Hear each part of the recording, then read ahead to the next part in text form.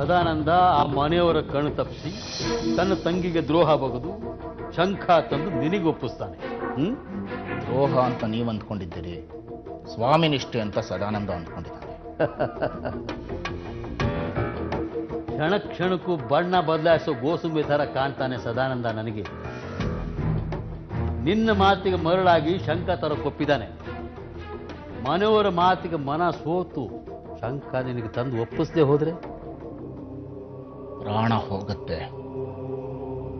ಒಂದೋ ಸದಾನಂದಂದು, ಇಲ್ಲ ದೇವಿದು,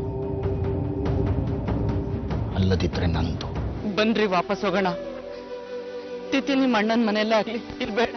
ತೆಗೆದು ತುಳಿದು ಬಿಡ್ತೀನಿ. ಒಬ್ಬೊಬ್ಬರು ನನ್ನ ಜೊತೆ ಆಟ ಆಡಕ್ ನೋಡಿದ್ರೆ. ಸದಾನಂದ ನಮ್ ಜೊತೆಗಿರ್ತಾನೆ ಅಂತ ತಾನೆ ಜಮೀನ್ ಮೇಲೆ ತಿಥಿ ಮಾಡ್ತಿರೋದು. ಅದರಿಂದ ನಮಗೆ ಉಳ್ಕೊಳಕ್ ಜಾಗ ಇಲ್ದಾಗಾಯ್ತು. ರಾತ್ರಿ ಎಲ್ರಿ ಉಳಿಯೋದು? ಸದಾನಂದ ಬರ್ತಾನೆ ಅಂದ್ರೆ ಬೈಲಲ್ಲಿ ಮಲಗಬೇಕಷ್ಟೆ.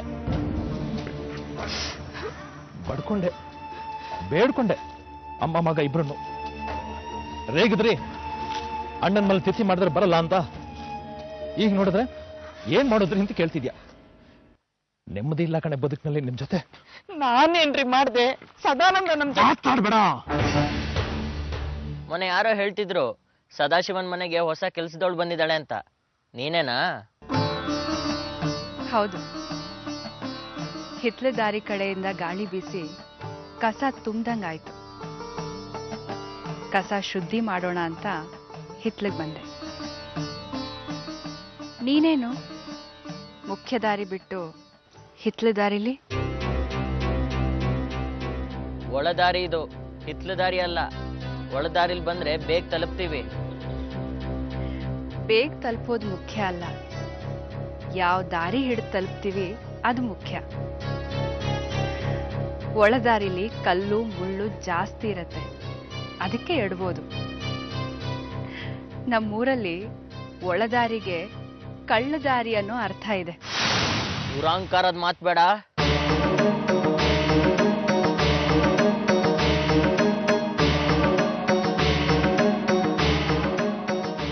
ಸಹವಾಸ ದೋಷ. ರಾತ್ರಿ ಎಲ್ಲಿ ಮಲಗೋದು ಅಂತ ಯೋಚನೆನಾ? ಆ ಯೋಚನೆ ನಂಗೂ ಇದೆ ಕಣೆ. ಆದ್ರೆ ನನಗೊಂದು ಧೈರ್ಯ ಇದೆ. ಅಮ್ಮನ ತಿಥಿ ಆದ್ಮೇಲೆ ಅಣ್ಣ ಶಾಂತನಾಗಿರ್ತಾನೆ. ರೌದ್ರಾವತಾರ ಕಳೆದೋಗಿರುತ್ತೆ. ಸರಿ ಹೋಗ್ತೀನಿ ಬಿಡೆ. ನನಗೇನೋ ಹಾಗನ್ನಿಸ್ತಿಲ್ಲ. ಚಿಕ್ಕವನಿದ್ದಾಗಲೇ ನೋಡ್ತಾ ಇದ್ದೀನಿ. ದೇವರೇ ಸುಳ್ಳು ನೀನೇ ಸತ್ಯ ಅಂದ್ರೆ ಕರಕ್ ಬಿಡ್ತಾನೆ. ಕೇಶವನ ಹತ್ರ ಮನೆಗೆ ಹೋಗಿ ನೋಡ್ಕೊಂಬರ್ಲಾ ಸದಾನಂದ ಇದ್ದಾನ ಅಂತ. ಬೇಗ ಮುಗಿಸಿ ಸರ್, ನಾನು ಇನ್ನೊಂದ್ ಕಡೆ ಒಪ್ಕೊಂಡಿದ್ದೀನಿ.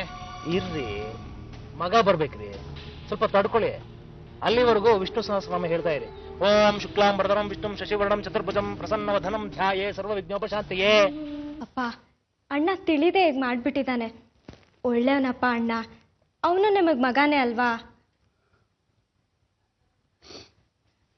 ನೋಡಯ್ಯ, ಇಂಥ ತಂಗಿನ ಮೋಸಗಾರಳು ಅಂದ್ಬಿಟ್ಟೆ.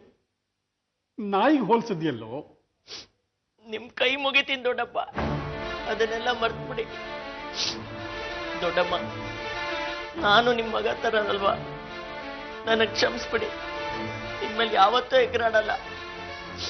ನನಗೆ ದೊಡ್ಡಪ್ಪ, ದೊಡ್ಡಮ್ಮ, ದೇವಿ ಎಲ್ರೂ ಬೇಕು.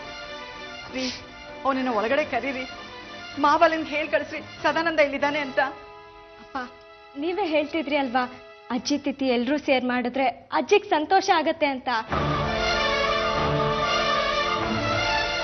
ಕ್ಷಮಿಸ್ಬಿಡ್ರಿ, ಕಳ್ಕೊಳ್ಳೋದೇನಿದೆ?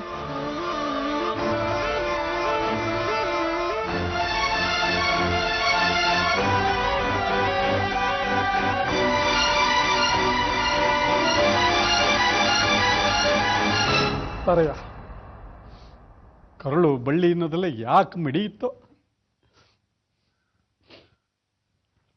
ಮಗನೇ ಕಣೋ ನೀನು ನನಗೆ. ಬಾಬಾ